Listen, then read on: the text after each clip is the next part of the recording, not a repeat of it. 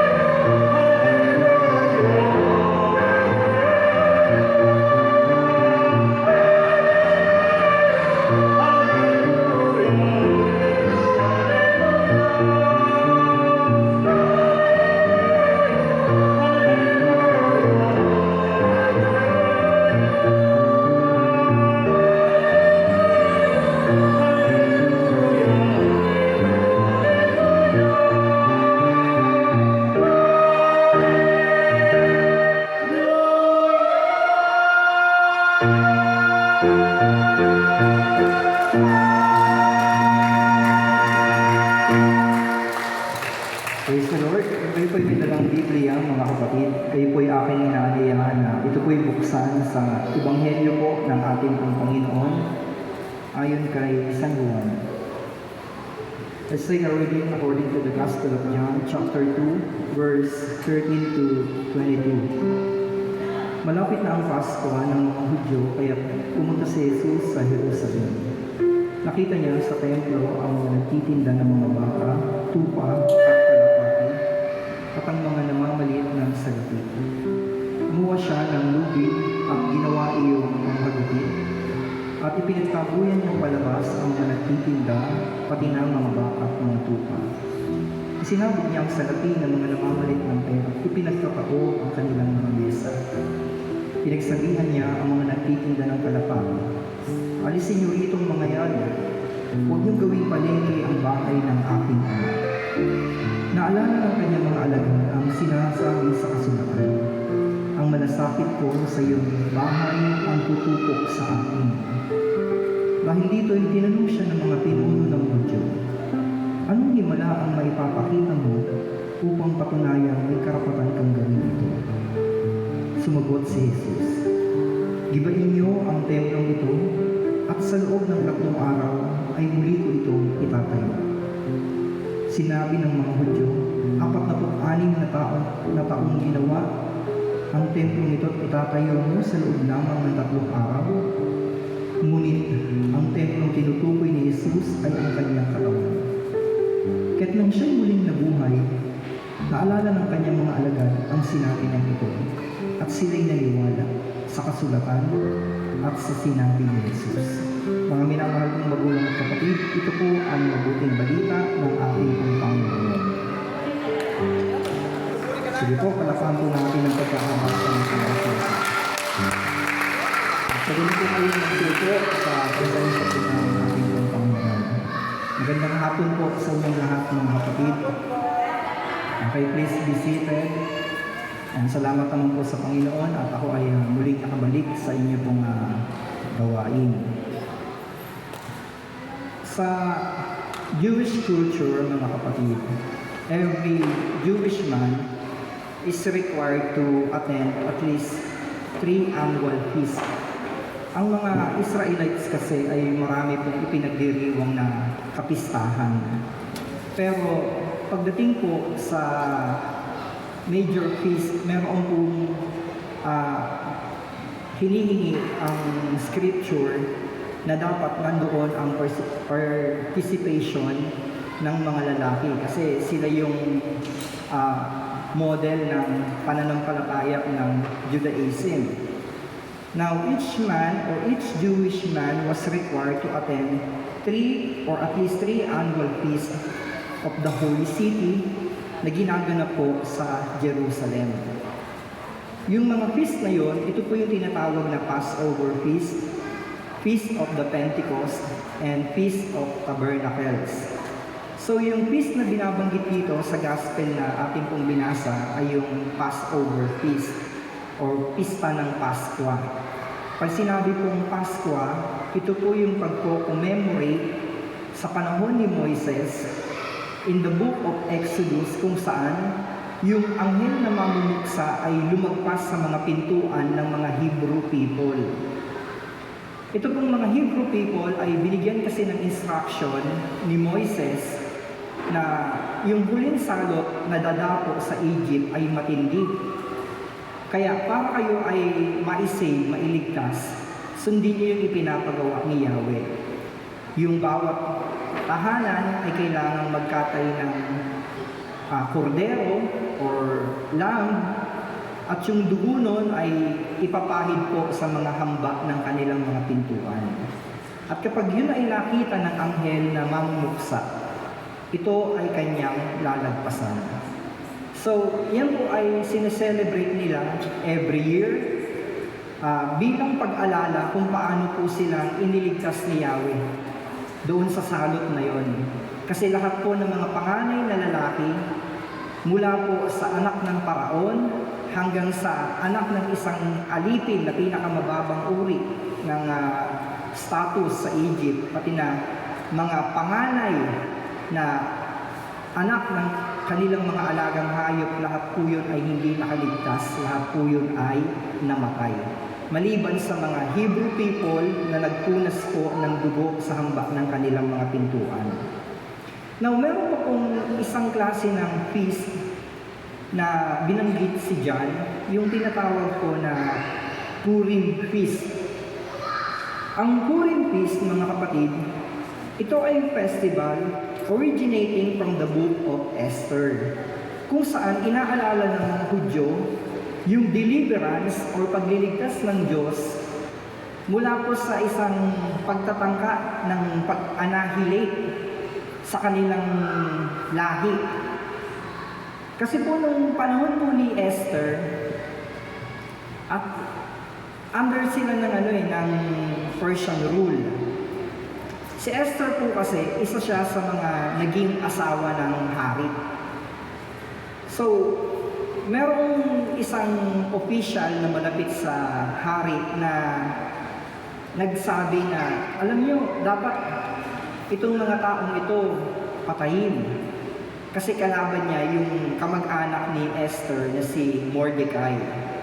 So sabi ni Mordecai kay Esther, hindi ka ikinilaga ng Diyos para maging asawa ng hari. Para maging asawa niya lang for no reason. Ang ibig sabihin ni Mordecai, gamitin mo yung status mo ngayon para iligtas mo ang iyong mga kababayan kasi balak ng isang opisyal na ubusin ang iyong lahi.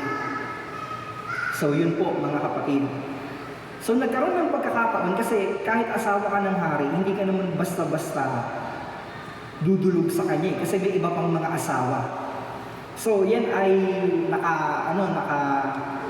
naka-schedule at nung ipinatawag si Queen Esther para dumulog dun sa piging ng hari, sinabi niya ngayon yung balak na masama na pag-ubos sa kanyang lahi. Nalaman tuloy ng King of Persia na si Esther pala ay isa ring Israelite. So dahil doon, yung masamang balak ng taong yun, ibinalik sa kanya. Siya ngayon yung napahamak at nabitay, mga kapatid. So, inaalala nila yung Purim Feast na yun na isang tanda rin ng pagliligtas ng Diyos sa kanyang bayan. Kasi alam niyo po, throughout the history, hindi isa, hindi dalawa, hindi tatlong beses na may nagtangka na ubusin ang lahi ng mga Hebrew people. Yung mga Hudyo, yung mga Israelites na yan, mga kapatid. Hanggang sa panahon ni Hitler, yung itinatawag na genocide. Ang genocide ay pag-ubos sa isang lahi ng isang tao, mga kapatid. So, throughout the history, maraming pagtatangka na i-wipe out ang lahi ng mga Hudyo. Pero, ulit-ulit na pinapatunayan ng Diyos na iniligtas niya po ang kanyang bayan. Amen? Now dito, makikita natin yung isa sa mga katuparan ng sinasabi po sa Book of Psalm at saka po doon kay Prophet Isaiah na ang malasakit ko sa iyong templo ang siyang tutupok sa akin. Ang ibig sabihin ng Panginoon, dahil sa eksenang ito na nangyari sa loob ng templo, na ipinagpabuyan niya yung mga nagtitinda at itinaob niya yung mga lamesa, ito po yung magpo-provoke sa mga religious priests para maging mainit ang kanilang mata sa Panginoon. Kaya, kahit saan magpunta si Jesus, binabantayan nila. Nagpapadala sila ng mga espiya, nagpapadala sila ng mga tao para bantayan lahat ng ginagawa ni Jesus, hulihin kung siya ay magpapagaling sa araw ng Sabat o araw ng pamamahinga. Sa madaling sabi, lahat ng pwedeng ibutas sa Panginoon ay kanila pong hinahanap. Amen, mga kapatid?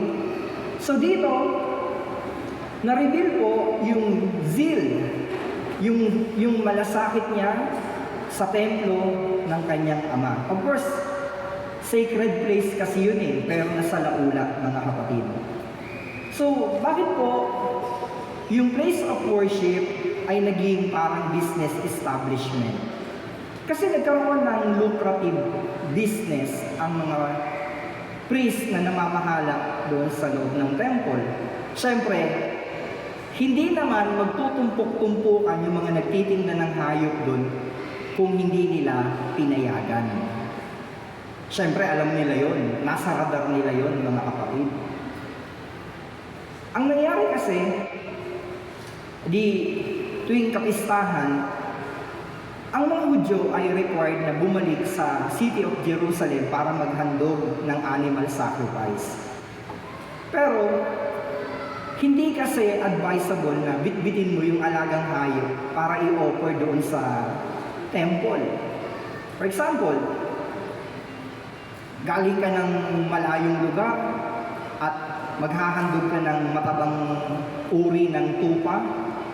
Kahit mataba yun, dahil wala namang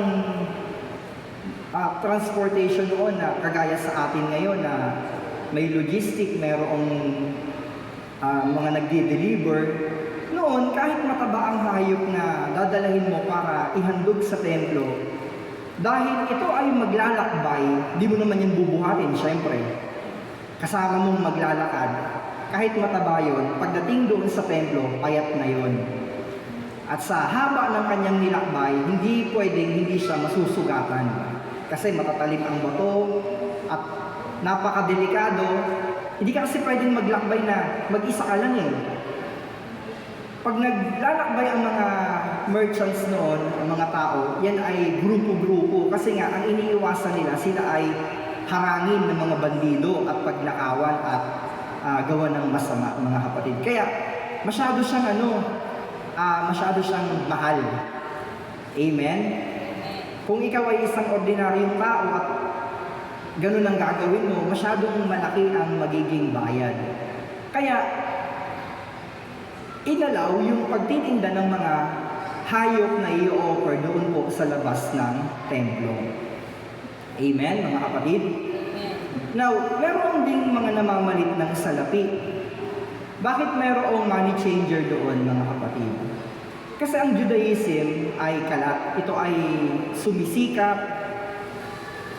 Now, maraming mga foreigner ang naaakit sa religion ng Judaism. So, kung gusto mong maging kasapi, kaanib ng Judaism, kailangan mong mag-obey sa hinihingi ng batas nila, mga kapatid. Yun nga, yung animal sacrifice.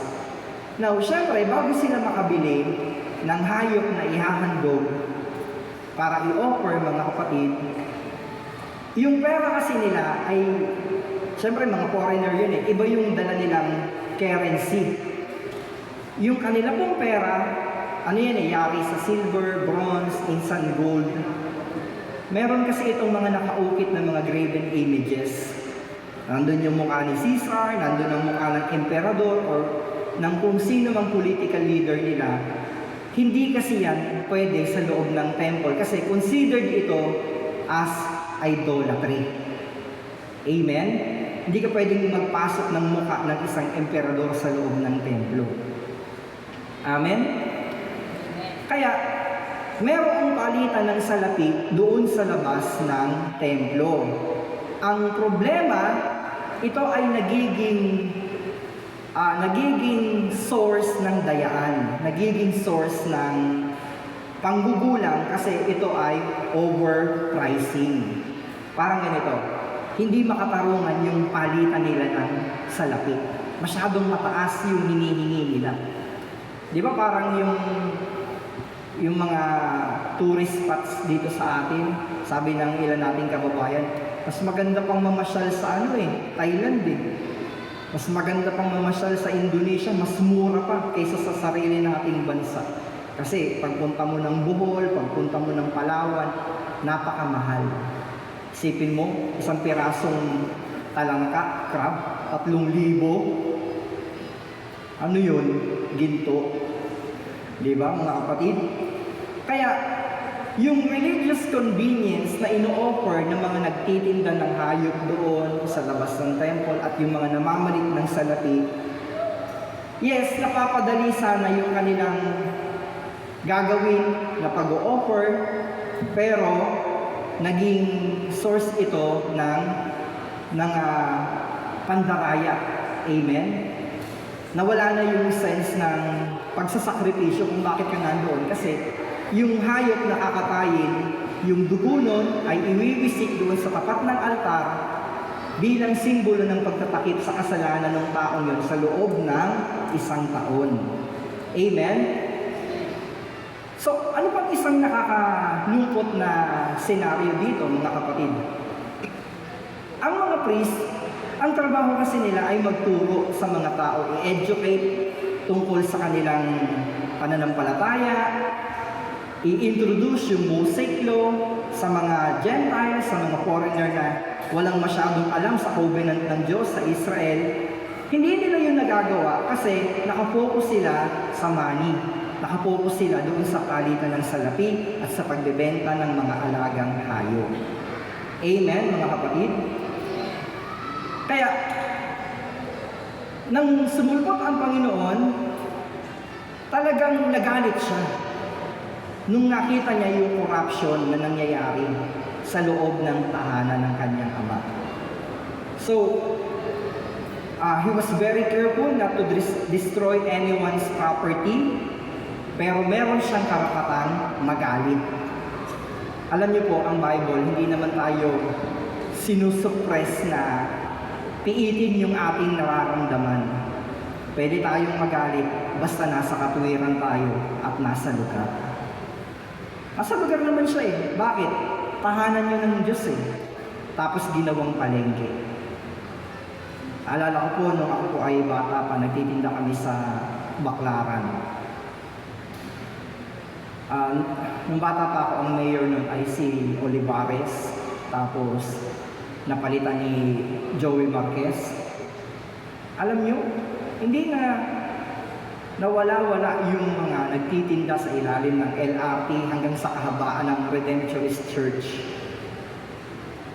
Laging mabaho, laging makalap, mataas ang crime rate. Kasi mismong mga taga-munisipyo pa ang naniningil ng tax doon sa mga nagtitinda sa Baklaran. Hindi lang isang tao yun Hindi bababa ng 10 ang naniningil ng pa-10 piso na ticket para payagan ka, hindi ka hulihin habang ikaw ay nagtitinda. Pero, nung dumating naman, although hindi siya mayor, si Bayani Fernando, siya ay MMDA chairman nung time na yon. Na-wash out lahat yun, mga kapatid. Pati kami. Kaya napunta kami ng floodway. Yun. Kasi dati taga-Cavite kami, bumabiyahe kami papuntang Baklaran para magtinda. Pero dahil araw-araw ay nanghuhuli na yung mga MMDA noon, di na kami nagpumilit pang bumalik doon. Kasi nga, mahirap na yung sitwasyon.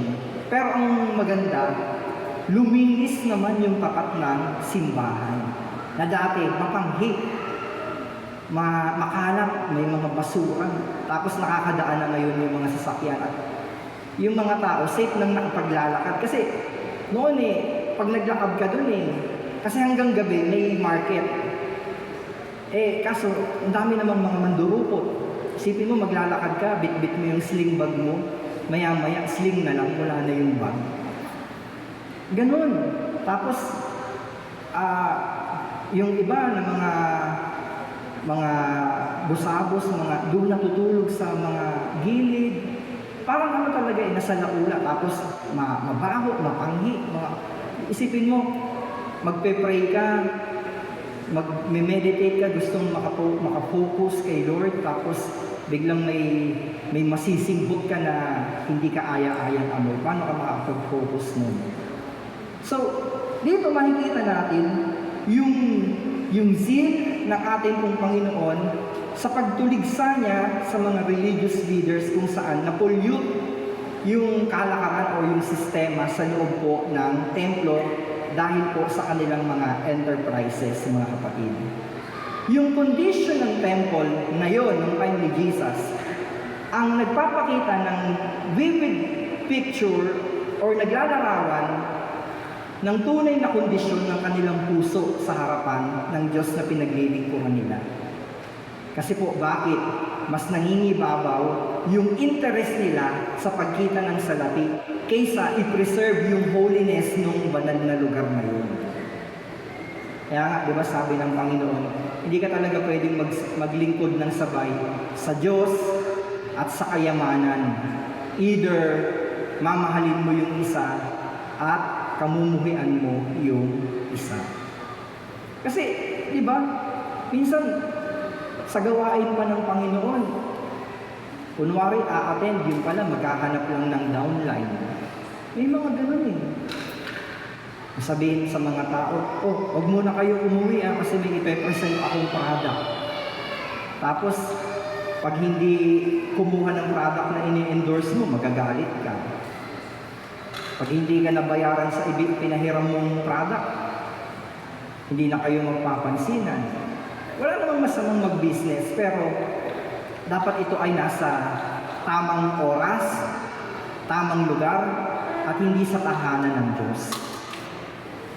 Kasi minsan ikaw pa yung nagiging source of distraction eh. Minsan sa Ambel, kung kailan nagmamas, saka naman may ikot ng ikot, alok ng kung ano-ano. Di ba? Pwede ka namang alukin kung kailan tapos na yung banal na misa. Kung kailan nagtotok yung pari, kung kailan nagtotok na yung healing message, saka naman may libot ng libot na kung ano-ano yung mga inaalok na mga paninda. May tamang oras at lugar para sa ganyang mga bagay, mga kapatid. So, hindi lang po yung glory ang nagde-depart sa temple, mga kapatid, kundi yung respect. Kasi syempre yung mga tao na nakakakita ng system, iisipin nila, ganyan na pala ang pamamalakad dito sa tahanan ng Diyos. So, nagiging katitisuran pa sila. Nung nakita ito ng mga disciples, naalala nila yung sinasabi sa Book of Psalm, chapter 69, verse 9, "The zeal for your house eaten me up." Para itong apoy na kumakain at kumukonsume sa akin. Kasi po, dahil sa ginawang ito ng ating pong Panginoon, ito yung magiging mitsa para pagtangkaan siyang patayin. Amen? Bakit magiging mainit yung mga mata ng mga religious leaders kay Jesus? Kasi ho, naapektuhan yung kanilang business. Naapektuhan.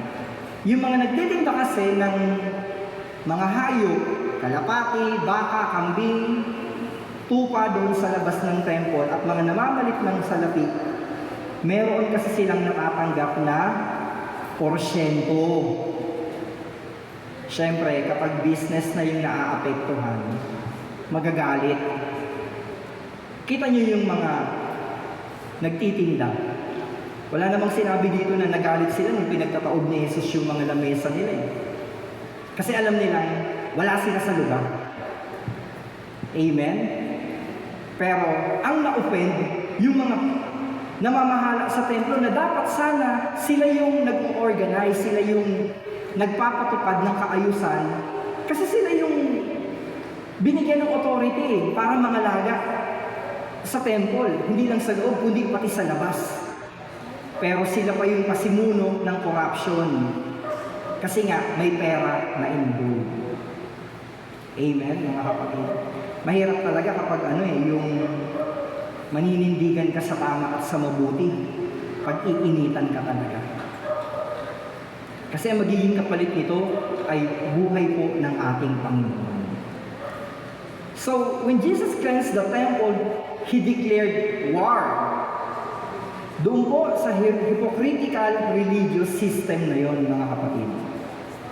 Kaya, hindi ka rin magugulat nang tanungin siya ng mga namamahala Sabi nila dito.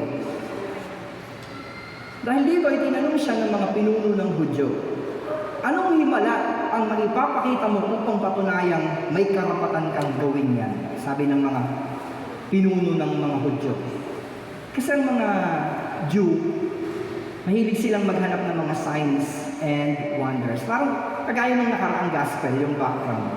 Sabi nung mga tao, Guro, ano yung dapat namin gawin para manampalataya kami sa iyo? Sinabi na nga ni Lord, manampalataya kayo sa akin.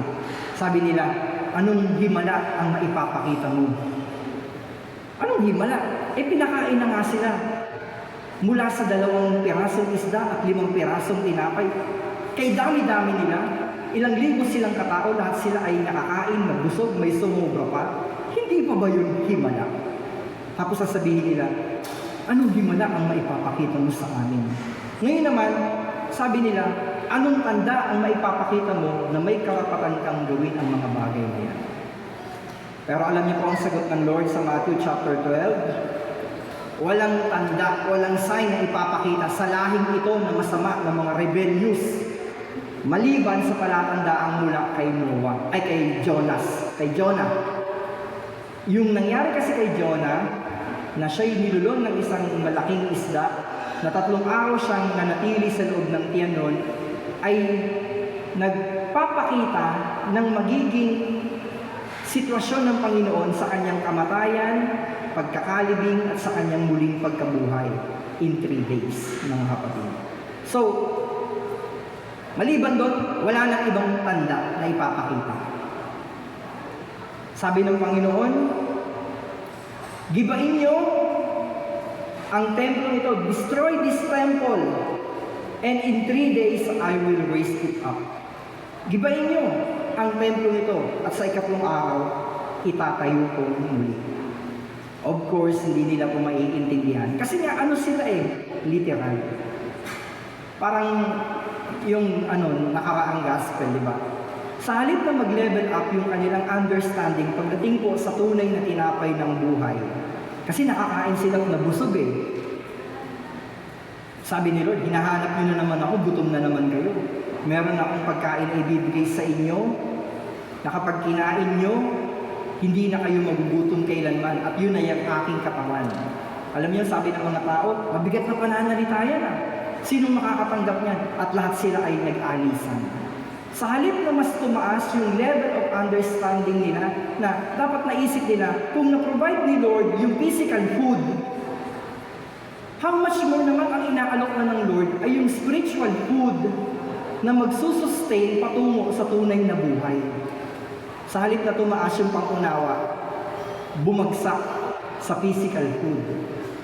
Kasi ang intensyon nila, gawing hari si Jesus. Kasi nga naman, pag si Jesus ang naging hari nila, hindi na sila magtatrabaho para kumain. Meron na magpapakain sa kanila ng libre. Now, nung sinabi ng Lord na, gibain nyo ang templong ito at itatayo ko sa loob ng 3 araw, siyempre hindi nila naunawaan na ang tinutukoy ng Panginoon na templo ay ang kanyang sariling katawan. Sabi ng mga Hudyo, 46 years tinayo yung templo na yan, tapos ikaw sasabihin mo, 3 days lang. Pero alam niyo po, yung temple na ito, hindi na ito yung temple na ginawa ni Solomon. Yung ipinatayo ni Solomon, winasak na ng Assyrian Empire. Ito ay second rebuild of the temple. Kumbaga, carbon copy na lang to. Hindi na ito yung kasing gara at kasing mahal na kagaya ng templo na dinesign ni Solomon, mga kapatid. Sa panahon na to nila, Ezra and Nehemiah, nung pinayagan ni Darius the Great na bumalik ang mga Jew sa kanilang bayan para ma-rebuild yung temple na yon. Pero sabi ng Lord, alam niyo, magkakaroon ng ending yung era na yan na ang tao pinipilit ninyo or nire-require ninyo na pumunta ng templo para sumamba, mag-offer ng kanilang mga sacrifices. Pero alam nyo, darating ang panahon na ang mga tao ay sasamba hindi na sa geographic location, hindi na sa lugar na pupuntahan, kasi ang tao ay sasamba na sa espiritu at katotohanan. Magkakaroon ng ending yung corrupt system na yon na nangyayari po sa loob ng templo. Kasi sabi ng Panginoon, yung pinagmamalaking yung yan na templo, darating ang panahon, itong city na ito, walang matitirang batong nakapatong sa ibabaw ng kapwa niya, bato. Tama, kasi ngayon, ang natira na lang, dingding. Yung wailing wall na tinatawag. Kung saan doon sila umiiyak, doon sila nagbibigay ng mga petitions and prayers nila. Kasi winasak na ito after po ng yung nakatalo sa Roman Empire din mga kapatid. Nawasak yan. Kasi po, hindi pwedeng mag-dwell ang holiness ng Diyos sa corruption o corrupt system ng tao.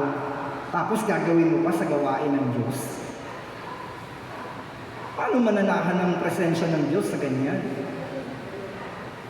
Amen po. Andiyan pa ba kayo? Amen. Naalala ko tuloy nung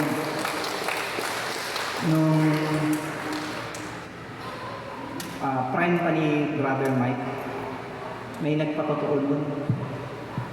Magjowa sila. Ang gawain nun, sa luneta pa. Dati kasi, dyan sa luneta, yung mga magjowa-jowa, mga couple-couple, mahilig magsapin-sapin doon sa, yung sa mga damuhan. Tapos meron silang mga tent. Siyempre, alam nyo na yun, yung ginagawa nila. Itong dalawang ito na nagpatotoo, doon sila nagpwesto sa di ba yung stage, yung mahabang upuan na yun, na sementado, na normal pa yun. After nung gawain, doon sila alam nyo na yun, doon nila ginawa yung kahalayan. Ang masama doon, may napulot silang panyo na El Shaddai. Yun yung ginamit nilang amunas. Alam nyo, para silang na-curse. Kasi nagkaroon sila ng skin infection. Hindi lang allergy talagang nagkaroon sila ng sakit sa kanilang private parts. Silang dalawa. Tapos, ang dami nilang pinuntahan mga dermatologists, ang dami nilang pinuntahan na yung mga nanggagamot, mga tawas-tawas. Hindi sila gumagaling. Hanggang na-realize ng babae yung ginawa nilang yun, na pinunas nila yung panyo ng El Shaddai doon sa kanilang, alam nyo na, hinanap nila yung nangangaral nung gabing yun. Nakilala nila si Brother Mike. At nag-confess sila, humingi sila ng tawad. Hindi naman yung panyo talaga yung reason Yung Word of God, yung Psalm 91 na nakasulat doon sa panyo yun, mga kapatid. Kaya alam nyo, sacred place. Tapos, gagawan mo ng hindi maganda ng kahalayan. Di ba? Kaya minsan nakakalungkot bahay ng tahanan ng Diyos, doon ginaganap yung papuri, yung pagsamba, tapos pinapadumihan sa mga alagang hayop. May mga ganung chapel ako napupuntahan Parang pinabayaan, ang gaganda ng bahay nila, tapos yung chapel nila, ang dudugyo. Tapos sabihin natin sacred place, yung CR nga hindi malinis. Sacred place, dura ka ng dura kung saan-saan. Tapos sasabihin mo, banal na dako. Kaya alam mo, sa Israel, talagang naka-designate o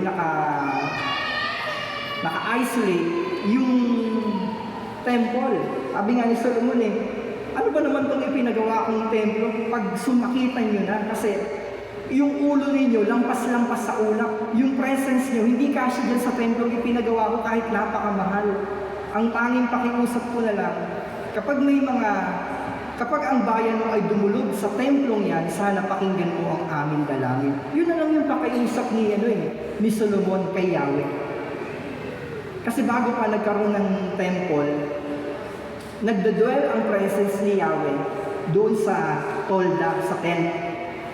Yung tent na yun, ang kinocover kasi nun, yung Ark of the Covenant, yung arko na may kerubim na nakatakip yung mga pakpak. Alam nyo, pag hindi ka karapat-dapat pumasok doon, patay ka. Meron yung isang lalaki, sa sobrang tuwa niya na ibalik. May mga kumalaban kasi sa Israel, kinuha nila yung Ark of the Covenant. Nagkanda, malas-malas sila, nagkanda salot-salot yung buhay nila. Pinabalik nila, pinahila nila sa isang kariton. Inuwi. Sobrang tuwa ng isang lalaki na bumalik yung Ark of the Covenant. Marumi siya, hinawakan niya, patay siya. Hindi kasi siya karapat-dapat. Kaya, yung mga priests, yung mga Levites, ingat na ingat sila eh. Kasi kapag pumasok ka dun sa tinatawag na Holy of Holies, dakong kabanal-banalan, at hindi ka karapat-dapat, papatayin ka ng anghel na nandoon. Kaya kakalabog ka na lang.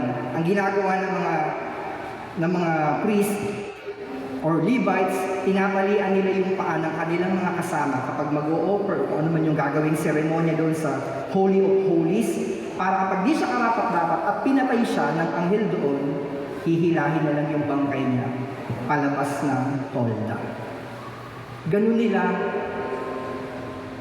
ginagalang yung presence of holiness ng isang banal na lugar. Amen? Tapos tayo, gawain ng Diyos, doon pa tayo nagchichismisan. Gawain ng Diyos, simbahan, doon pa tayo nagsisiraan ng ating mga tungkol sa ating mga kasama. Alam niyo, kaya tayo nandito sa bulwagan, nandito tayo sa simbahan upang dito natin katagpuin ang banal na Diyos. Kaya nga, kahit sa pananamit, ginagalang natin siya eh. Yung mga naghahandog, hindi sila basta-basta haharap sa templo ng Diyos na wala silang dalang offering na kahit ano. Ganun nila ginagalang mga kapatid. Tapos may mga communities, wala man lang kabanal-banal yung pinaggaganapan nila ng kanilang mga gatherings. Yung iba, may simbahan sa loob ng mall. Parang, ano ka ba? Magsisimba ka ba o mamamasyal?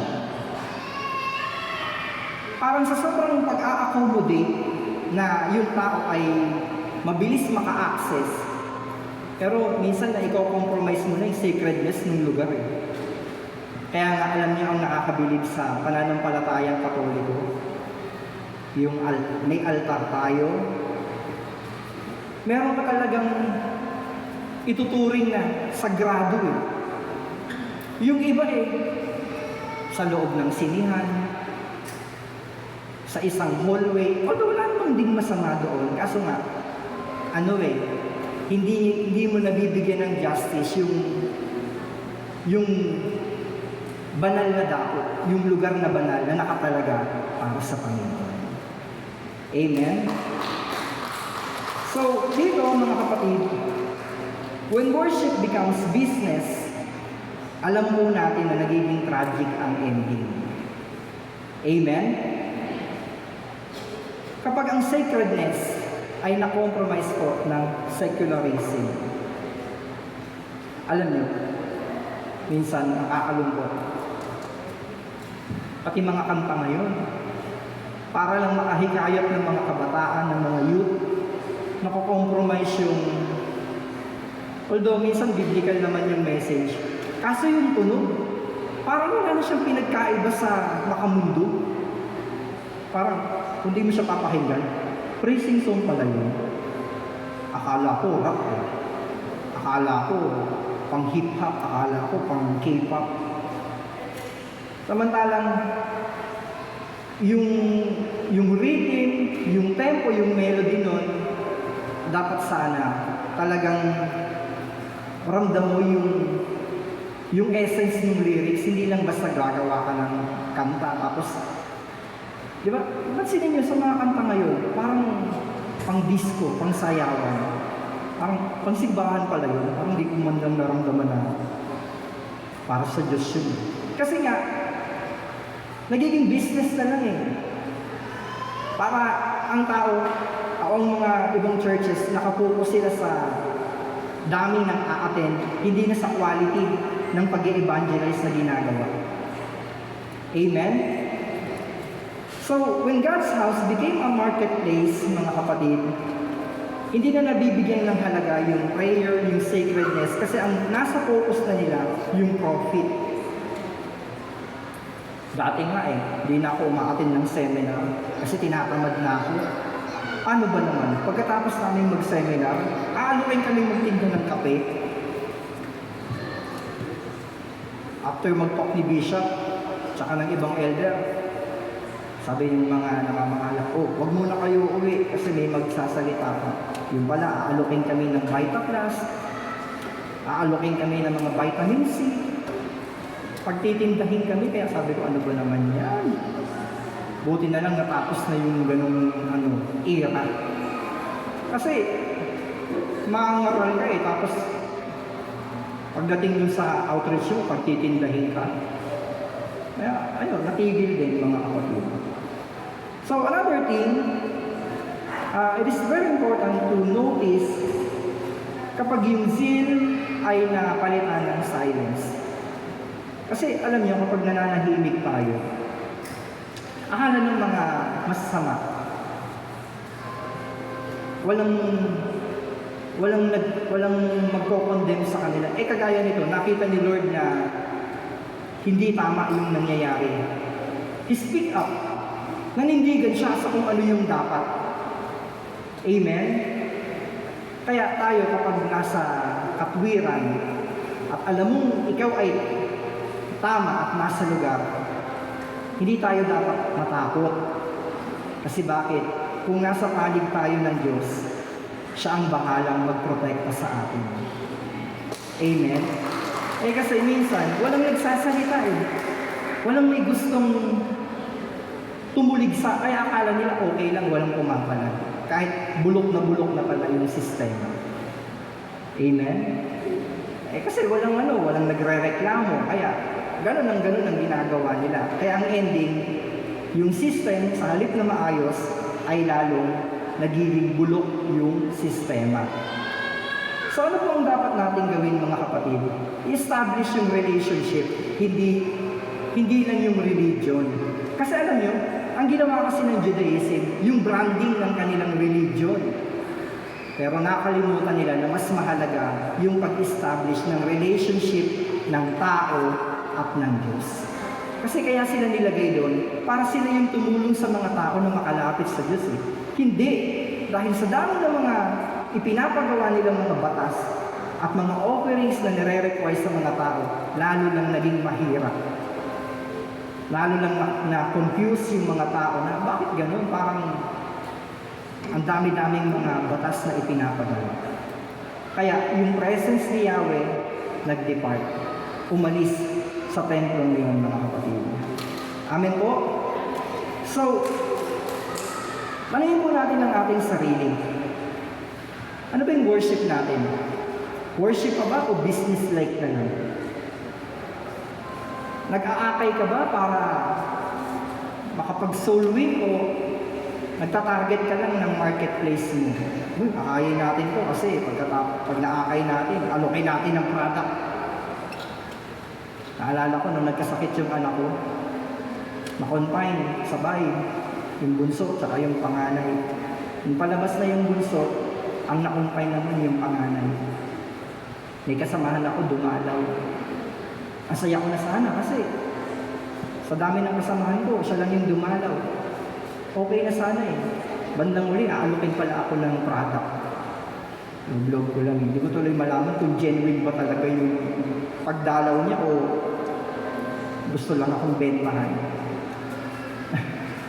Di ba? Hindi hindi mo pwedeng isabay sa pagsiserve yung pagninegosyo. Di ba? Kasi alam niyo kung totoo at pure, authentic yung paglilingkod na ating ginagawa, alam ng Diyos ang ating pangangailangan. Hindi mo kailangan pilitin yung tao na bumili sa'yo. Maglingkod ka ng totoo. Mag-serve ka ng may tunay na puso. Alam ng Diyos kung kailangan mo talaga, siya ang magpo-provide mo para sa'yo. Ang focus natin hindi sa profit natin, kundi mabigyan ng kaluguran ang Diyos na ating pinaglilingkuran. Tayo po ay magsitayo sa presensya ng Panginoon.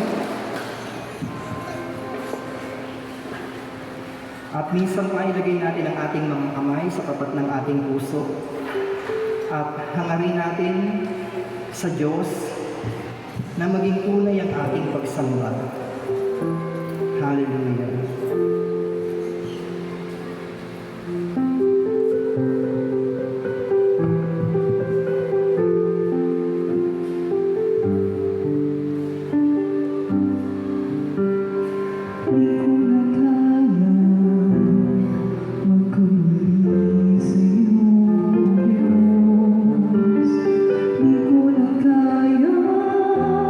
Itago ang aking nararamdaman.